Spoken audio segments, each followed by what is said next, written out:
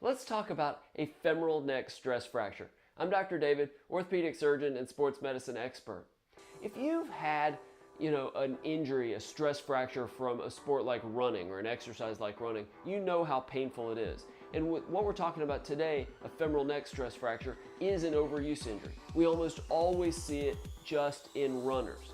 Now, when we think stress fracture, we typically think women as they get into their 40s, or maybe early 50s as they go through menopause. And that's by far the most common group to suffer this stress fracture.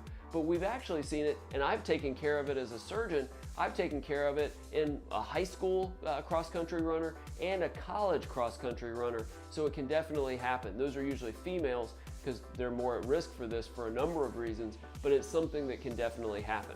The femoral neck is where the long bone of the femur, the thigh bone, joins the ball of the ball and socket joint. So there's sort of a cylindrical strut that's called the femoral neck right below the ball of the ball and socket joint. And a lot of stress goes on that part of the hip with repetitive impact like running. Now, this basically the mechanism is just like most stress fractures. It's sort of a nagging pain that comes on earlier and earlier in a run. It takes longer and longer to go away. Eventually it starts hurting with walking and just normal rest periods. So it's really important if you start getting groin pain, because that's where this is typically gonna hurt, and it's coming on earlier and earlier, it's taking longer to go away, or it's bothering you during daily activities, get it checked out fairly quickly.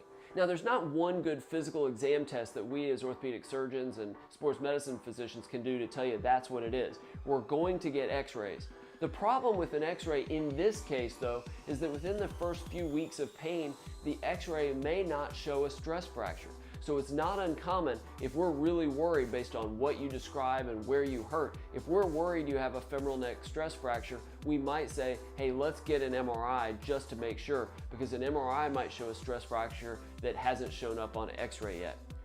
Unlike some stress fractures where the treatment is just, hey, we'll hold you out of running for a few weeks, this is much more serious, because if you leave a femoral neck stress fracture and you basically keep running, you can actually completely break the femoral neck, which is a very, very big problem, needs surgery and urgent surgery. You don't want to have that happen. That's pretty rare, but still, you don't want to push through this. Plus, it may go into non-union and all sorts of other things. So you want to deal with it right away. The treatment is going to depend on where that stress fracture is, what part of the bone.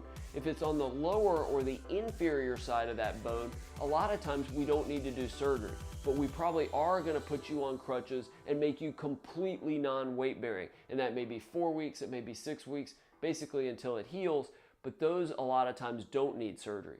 But if it's on the top, or what we call the superior aspect of the femoral neck, sports medicine physicians and surgeons are usually much more aggressive about this, because those don't heal very well because of sort of the tension forces that the muscles in that area put on it.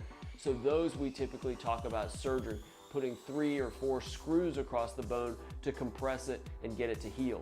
So we're talking about either complete non-weight bearing or surgery. Obviously, you can see why this stress fracture can be much more serious than some in other parts of the body.